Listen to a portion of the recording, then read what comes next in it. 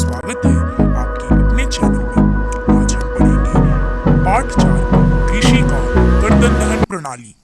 तो जब हम भूमि के छोटे से टुकड़े पर उपस्थित झाड़ियों को काटकर और जलाकर राख को मिट्टी में मिलाकर खेती करते हैं तो वह कर्तन दहन प्रणाली कृषि कहलाता है।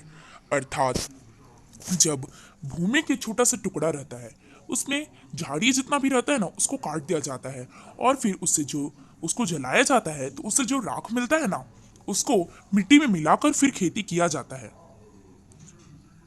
देन फिर हम पढ़ेंगे गहन जीविका निर्वाह कृषि की विशेषताएं। तो पहला, भूस्वामित्व में विरासत के अधिकार के कारण पीढ़ी दर पीढ़ी जोतों का आकार छोटा और नुकसानदायक होता है। दूसरा, भूमि पर जनसंख्या का दबाव होता है। और तीसरा, मानवीय श्रम की प्रधानता होती है। इस प्रकार की खेती में ये आपको याद होना चाहिए। अब आगे बढ़ते हैं तो अब हम पढ़ेंगे इसका चौथा विशेषता, अधिक उत्पादन के लिए अधिक मात्रा में जैव रासायनिक निवेशों का प्रयोग होता है, मतलब कि रासायनिक उर्वरकों का प्रयोग होता है। पांचवा, सिंचाई के साधनों का प्रयोग होता है। और छठा, सीमित भूमि अधिकतम फसल उगाने का लक्ष्य होता है, सीमित भूमि पर अधिकतम फसल उगाया जाता है।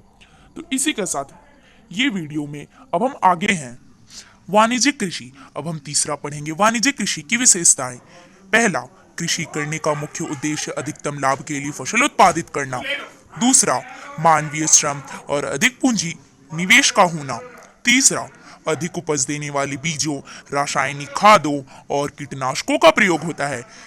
और उसके साथ ही आधुनिक कृषि यंत्रों का भी इस खेती में प्रयोग होता है, इस कृषि में। चौथा, आधुनिक कृषि यंत्रों का प्रयोग। पांचवा, भूमि के जोतों का आकार बड़ा होना चाहिए। अब हम पढ़ेंगे शस्य प्रारूप क्या होता है, जिसमें बच्चों को बहुत ही डिफिकल्टी आती है। भारत में विभिन्न ऋतुओं में तापमान और वर्षा के अनुसार बोई जाने वाली विभिन्न प्रकार की फसलों को शस्य प्रारूप कहते हैं। यह 3 प्रकार की होती है, खरीफ, रबी और जायद की ऋतु में कहते हैं इसे इसे खरीफ, रबी और जायद की ऋतु भी कहते हैं। ओके, अब बढ़ते हैं आगे। तो प्रमुख फसलें, चावल, भौगोलिक कारक और वितरण। इसमें चावल की भौगोलिक कारक को हम पढ़ेंगे अब। पहला, फसल ऋतु हमें चाहिए खरीफ, चावल की बुआई के लिए, चावल की खेती के लिए। दूसरा, तापमान 25 डिग्री सेल्सियस। तीसरा, वर्षा की मात्रा 100 सेंटीमीटर वार्षिक से अधिक। चौथा, मृदा जलोढ़ काली और लाल। वितरण असम, उड़ीसा, पंजाब, बंगाल, बिहार, केरल, तमिलनाडु। ये है चावल की भौगोलिक कारक और वितरण। अब हम देखते हैं इसका मानचित्र। तो जो हरा जो यहाँ पर दिख रहा है वो है चावल उगाने वाले महत्वपूर्ण राज्य। तो इसमें यहाँ पर जो हम वितरण की बात किए थे वो वही यहाँ पर हम मानचित्र में शो किए हैं। तो अब बढ़ते हैं आगे। तब तक आप इसको एक बार स्क्रीनशॉट ले लीजिए, तो उसमें थोड़ा सा वेट करते हैं। आगे बढ़ते हैं और पढ़ते हैं गेहूं की कृषि, भौगोलिक कारक और वितरण।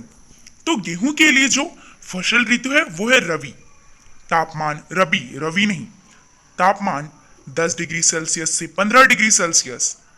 और ये 2 तापमान में उगाया जाता है। पहला तो 10 डिग्री सेल्सियस से 15 डिग्री सेल्सियस और दूसरा 30 डिग्री सेल्सियस से 35 डिग्री सेल्सियस। वर्षा की मात्रा 50 से 75 सेंटीमीटर। मृदा जलोढ़ काली बलुई। आप मानचित्र में यहाँ देख सकते हैं इसके उत्पादक राज्य पंजाब, हरियाणा, उत्तर प्रदेश, बिहार और मध्य प्रदेश। यहाँ आपको मानचित्र में दिख रहा होगा कि जो गेहूं उत्पादक राज्य हैं उनको ऑरेंज कलर से रंगा गया है ताकि ये आपको समझ में आए। ये आपके बुक से लिया गया है, तो ये आप देख सकते हैं। आगे बढ़ते हैं और देखते हैं गन्ना की कृषि, भौगोलिक कारक और वितरण। फसल रवि फसल, गन्ना के लिए फसल रवि। तापमान 21 डिग्री सेल्सियस से 27 डिग्री सेल्सियस। वर्षा की मात्रा 75 से 100 सेंटीमीटर। इसके लिए मृदा जलोढ़ काली, लाल और बलुई। वितरण होता है उत्तर प्रदेश, बिहार, महाराष्ट्र, तमिलनाडु, आंध्र प्रदेश और बिहार। तो ये आपको लर्न करना पड़ेगा, बिना लर्न के ये याद नहीं होने वाला, आपको समझने में नहीं आएगा ये। नेक्स्ट आगे बढ़ते हैं और देखते हैं चाय की कृषि, भौगोलिक कारक और वितरण। पहला, भूमि सोपान कृषि वाली, ढाल वाली। दूसरा, सस्ता और कुशल श्रमिकों की जरूरत। तापमान 25 डिग्री सेल्सियस। वर्षा की मात्रा 100 सेंटीमीटर वार्षिक। चौथा, मृदा जीवांश वाली गहरी पर्वतीय मिट्टी। पांचवा, पाला रहित जलवायु। वितरण कहां पर होता है? असम, बंगाल में दार्जिलिंग, जलपाईगुड़ी की पहाड़ियां, तमिलनाडु और केरल। फिर है कपास की खेती, भौगोलिक कारक और वितरण। खरीफ फसल ऋतु खरीफ, यहां पर खरीफ नहीं दिख रहा है बट ये खरीफ है। दूसरा, तापमान 30 डिग्री सेल्सियस से 35 डिग्री सेल्सियस, वर्षा की मात्रा 50 से 75 सेंटीमीटर, 210 दिन पाला रहित होना चाहिए। मृदा काली जलोढ़। वितरण महाराष्ट्र, गुजरात, मध्य प्रदेश, कर्नाटक, आंध्र प्रदेश, तमिलनाडु, पंजाब, हरियाणा, यूपी। ये आप लर्न कर लीजिएगा और यहाँ पर खरीफ लिखा हुआ है, ये आप अपनी कॉपी में नोट करते वक्त ध्यान रखिएगा।